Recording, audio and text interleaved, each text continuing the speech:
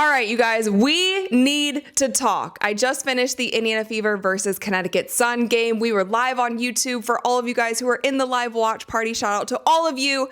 That was a wild one. That was so unexpected. We were in the first half. We were yawning. We were like, oh, this game is boring. It's not good basketball. Then all of a sudden, everything got spicy. Everything got negative. We need to talk about it. You guys, this is my live reaction. I'm actually still sweating from that live watch party, but there's so much to go over. So let's jump right in. And let's start with the play that set off the entire night. So as you guys can see here, JC Sheldon is guarding Caitlin Clark. She swipes her in the eyeball.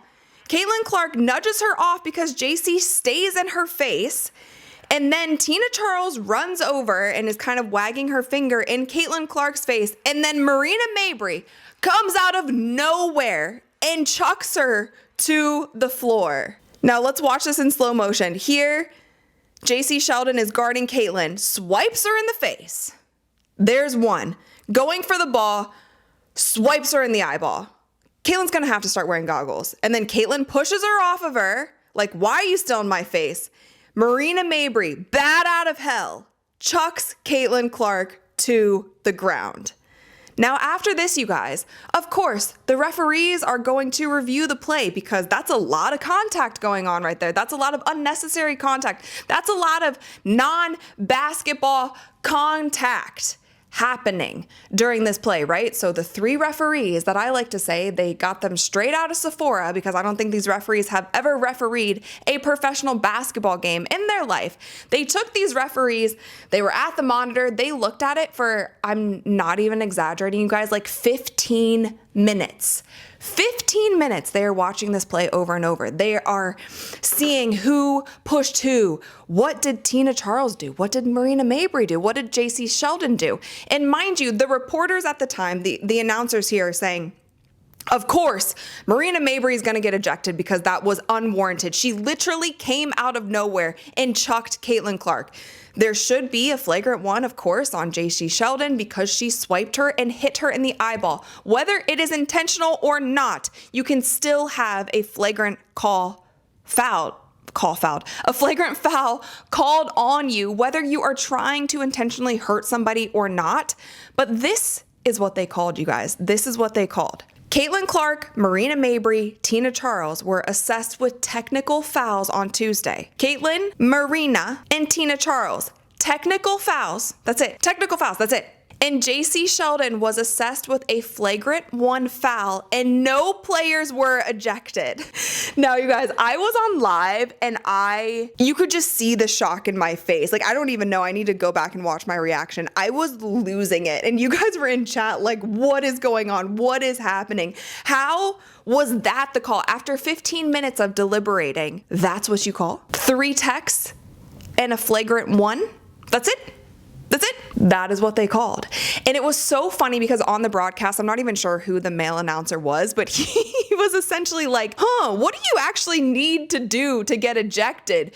Because Marina just came out of nowhere and chucked her to the ground and was not ejected for that. So what do you actually need to do to be ejected from the game in a WNBA game? We have now seen at this point in time, we've seen multiple eye pokes. Right? We've had that happen not only with JC Sheldon, but also with DeJounte Carrington last season, and DeJounte Carrington has done it multiple times this season to other players. We've seen eye pokes. We have seen hair pulls by multiple players. Just a couple nights ago, Angel Reese got her hair yanked by another player, and it was a common foul. The other night, DeJounte Carrington yanked Sarah Ashley Barker's hair, and it was a common foul. There was no flagrants. We have seen those, and now we have seen a non-basketball play getting shoved to the ground, and it's just a technical foul. Nobody gets ejected. Now, from that, obviously, tensions were so high. Tensions were running high. This is a matchup, if you guys aren't familiar, Caitlin Clark and JC Sheldon, of all people, I feel like this is the rivalry. This these are two players who do not seem to like one another at all. And this goes all the way back to college. And when Iowa was going up against Ohio State, Caitlin Clark is 12-0 against JC Sheldon. And what we saw in this Connecticut Sun game was JC Sheldon picking Caitlin Clark up full court. It was back to rookie year defensive strategies against Caitlin Clark, guarding her full court, face guarding her, blitzing her on every single screen, double teaming her. Like, that was the Connecticut Sun defensive strategy for Caitlin Clark, and JC Sheldon was in her face the entire time. I have also found pictures on Twitter where JC's like grabbing the skin of Caitlin Clark's arm. You are seeing so much, and that was another thing. Like, the refs, again, sorry you guys, it's going to be a rant. The refs in general were horrid, but you saw so much contact on just like when a player was dribbling. So it could be Kelsey Mitchell, it could be Lexi, it could be Caitlin. When the defender was on them, they're just constantly body checking, constantly hand checking, constantly grabbing arms, and the referees were not calling it. Even if you look at this play where JC Sheldon eventually swipes Caitlin in the eyeball, she had contact with her like 4 to 5 times. That should have been called a foul before the eye swipe even happened. Referees, what are you doing? Open your eyes. Open your eyes. Now, I want to call out two things on this play specifically.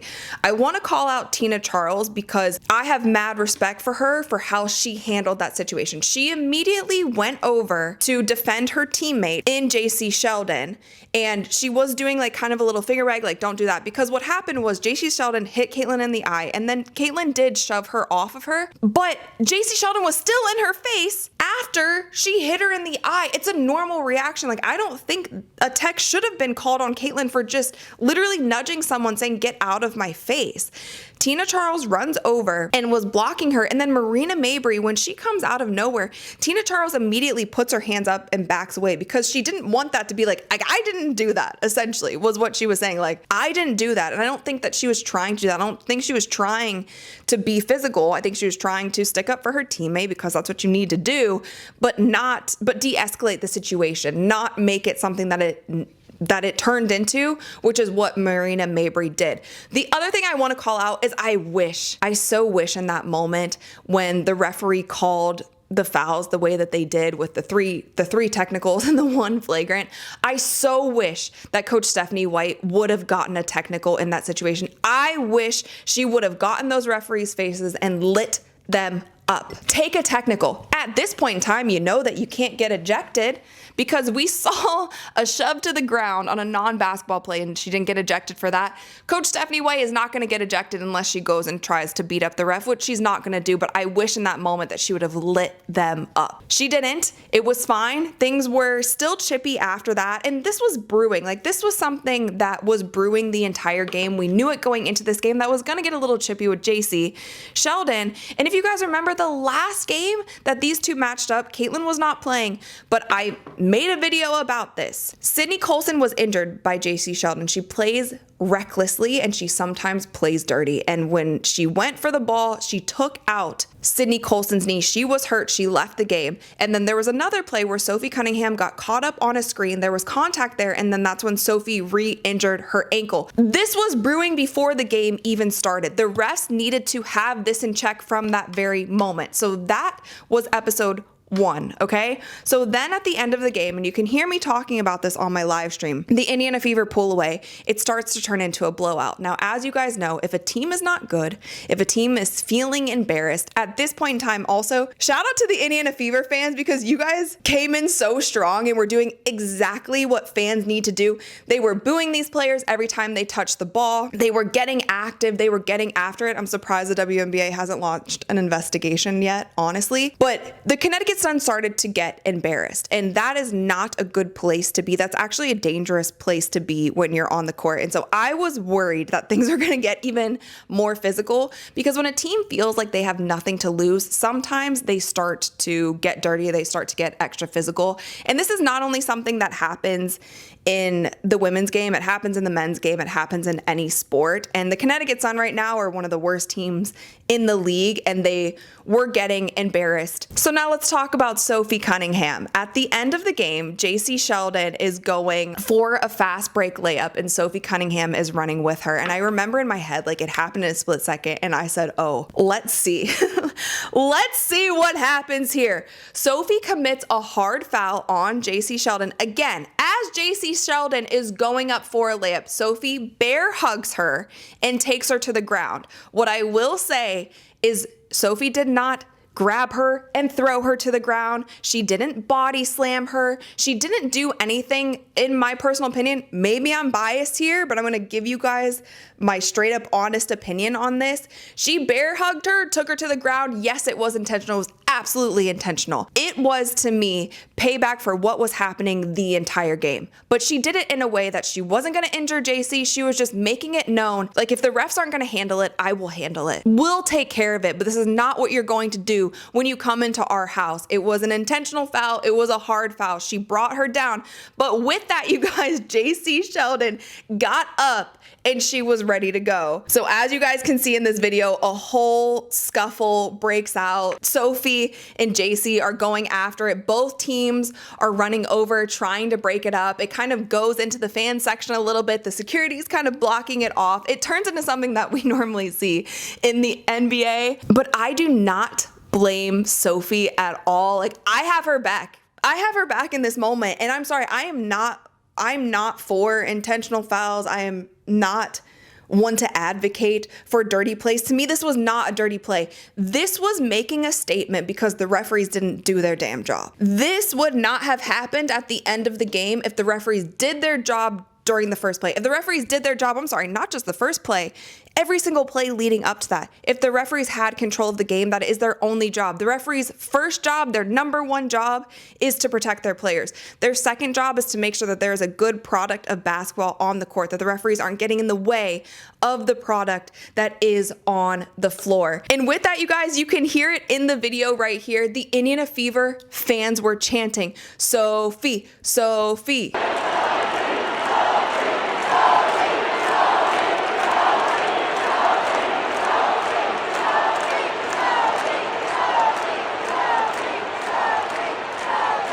Sophie's jersey is going to sell out tonight. She's going to be in the All-Star game tonight just from this one play because she was standing on business. It wasn't a dirty play. It was an intentional foul and it was meant to send a message. It turned into a scuffle and I don't think anybody wanted that. But the way that the game went and how egregious the referees were and how they were not protecting players, and they especially weren't protecting the number one player in this league, the biggest draw in this league, which is Caitlin Clark, and they continue to not do that. She's going to stand up for her teammate, and that's what she did in that moment. And it made me think, like, think if this was LeBron in the NBA. Think if this was Steph Curry in the NBA. Do you really think that the NBA would be allowing certain players in the NBA to go after LeBron the way that Caitlin was chucked to the ground? Do you think if another player came up, blindsided LeBron, chucked him to the ground after he had just been poked in the eye, that the NBA would be like, oh yeah, technicals, nobody's ejected, just a common technical foul? That would never it would never happen. And it's crazy that, I mean, it's not actually crazy. It's not surprising, unfortunately, because the referees have been horrible this entire time. But somebody else who called out the referees and has not been afraid to call out the referees is Coach Stephanie White. So I want to play for you guys what she had to say after the game. The question was actually directed to Caitlin, but Coach Stephanie White took over. Is there an explanation were you given for the tech that you got? I'll take the official questions. Sure. There wasn't an explanation for the tech that she got. You know, I think it was pretty obvious that stuff was brewing, right? When the officials don't get control of the ball game, when they allow that stuff to happen, and it's been happening all season long. All season long. It's not just this game. It's been happening all season long. This is what happens, right? This is what happens. You've got competitive women who are the best in the world at what they do, right? And when you allow them to play physical and you allow these things to happen, they're going to compete. And they're going to have their teammates' backs. It's exactly what you expect, right? Out of fierce competition. So I started talking to the officials in the first quarter, and we knew this was going to happen. You could tell it was going to happen. So they got to get control of it. They got to be better. She went on in that press conference to say that we are improving, the players in the league are improving, every team is improving, but the referees are not, and something needs to be done. And this is not the first time that Stephanie White has been vocal about the refereeing. This is not the first time that any coach or player has been vocal about the refereeing. I do not think that any coach or player wants to see the game escalate to where it did in that Indiana Fever game. Yes, it's gonna go viral on social media. Fans are kind of hype about it, but this is not something that the league wants. It's not something that the fans want. It's definitely not something that the players want. They want to feel protected on the court. They want to go out there and put out a good product. They want to play good basketball. And it's not everybody on the court is going to play dirty. Not every player on the court is going to be overly aggressive or reckless. There are so many players who just want to go out there and play clean basketball, but the referees are not allowing the game to flow the way that it needs to be, and they are especially not protecting their players. This was another example of it, but you guys, it's actually insane how viral this has already gone. There's so many NBA accounts who are tweeting it. I was getting ESPN notifications about it. Like, it is wild how much traction that these two scuffles, or whatever you want to call them, have garnered